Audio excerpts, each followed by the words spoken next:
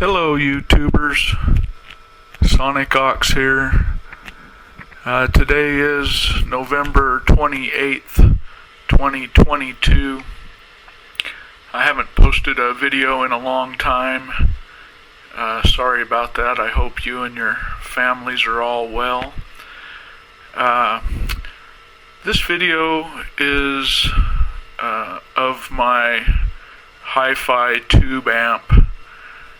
Just audio amplifier that I built several years ago. It has developed a crackling noise on startup, but once the tubes get good and hot, you can't hear the noise anymore. And it's only on the left channel. So my plan was to take it out of the enclosure that it's in and see if I can diagnose the problem. I built this from a kit from Tube Depot. They're here in the States. I believe they're in Memphis, Tennessee. These are really high quality kits, and they're really pretty easy to put together. You just populate the printed circuit board, and then solder in the jacks and solder up the power transformers.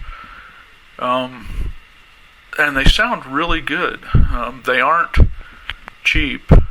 This one was somewhere in the neighborhood of $350, maybe $320 US. But they sound really good, and they're pretty easy to put together. They come with a block of wood that they intend for you to screw the works down to. I wanted to use this enclosure. It's just an old Pink Floyd lunchbox. I thought that was a good enclosure for this amp. So I'm just... actually, this amp is also 8 watts per channel, but they're tube watts, which are louder.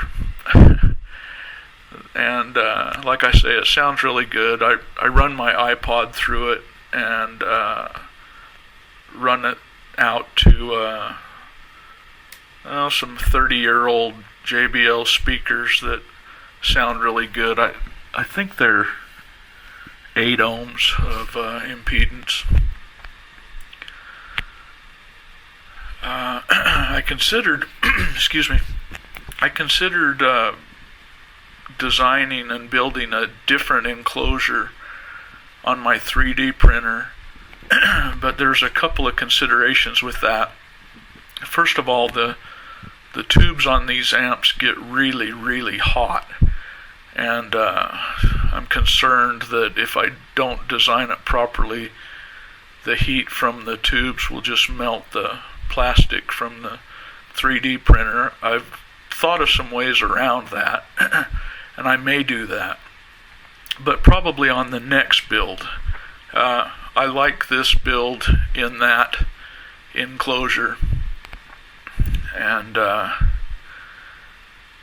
if I do the 3D printing thing, I'll probably do it on the next full build.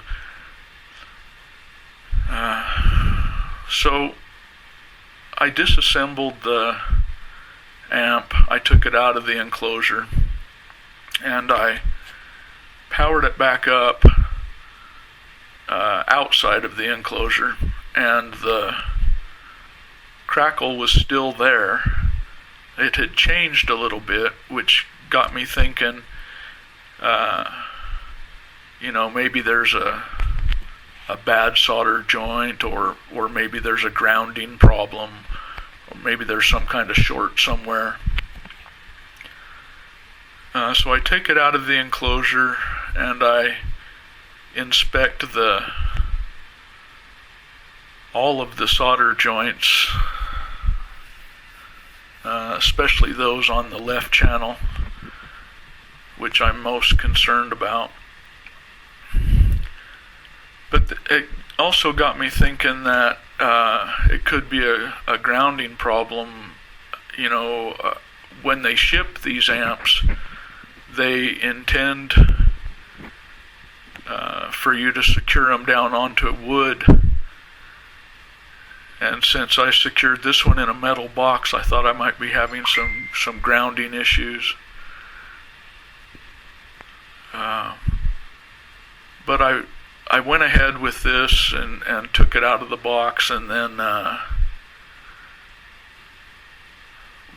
resoldered some of the joints. Any that looked the least bit suspect, I re-wetted the connection. And I didn't find anything that really stood out as a problem. I even tested a bunch of the connections with my multimeter, but it's a crummy one. It doesn't do a good job, so I didn't trust the numbers I was getting with the multimeter. So ultimately, I decided to isolate the 3 transformers, and I did that using rubber grommets, so that the connections, the nut and bolt connections, would be surrounded by rubber, and no part of the transformer would be touching the metal enclosure.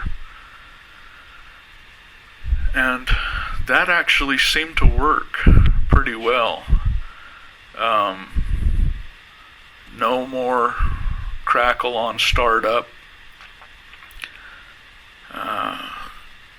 It does still take a little while longer for the left side to come up to heat and power, but the crackle's gone, and that makes me happy, and I can still use the metal enclosure that I like for this particular amp.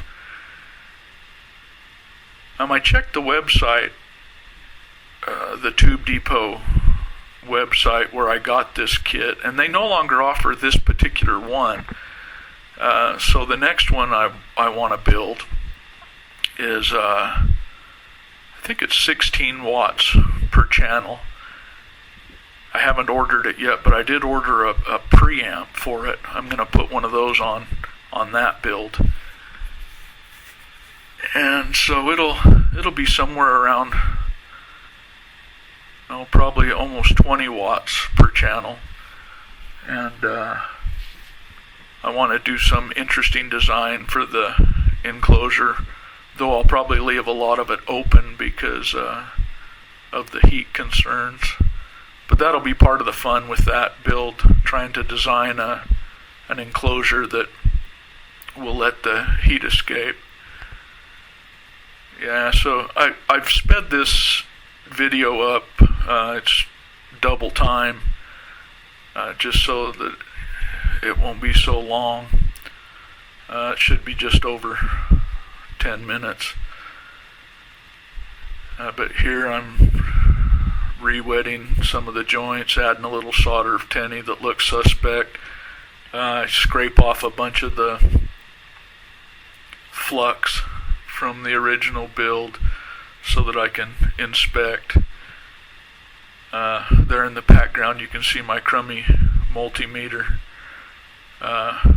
Don't buy that. It's some Harbor Freight special. It's not worth the plastic.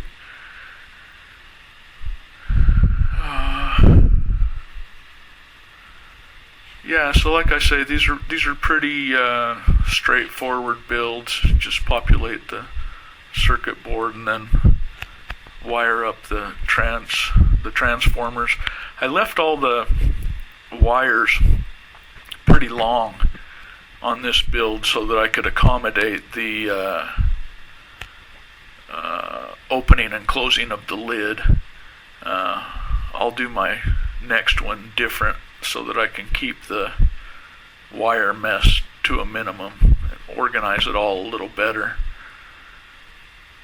So that was the end of day one, where I hadn't isolated the transformers yet, so I was pretty discouraged. The crackle was still there.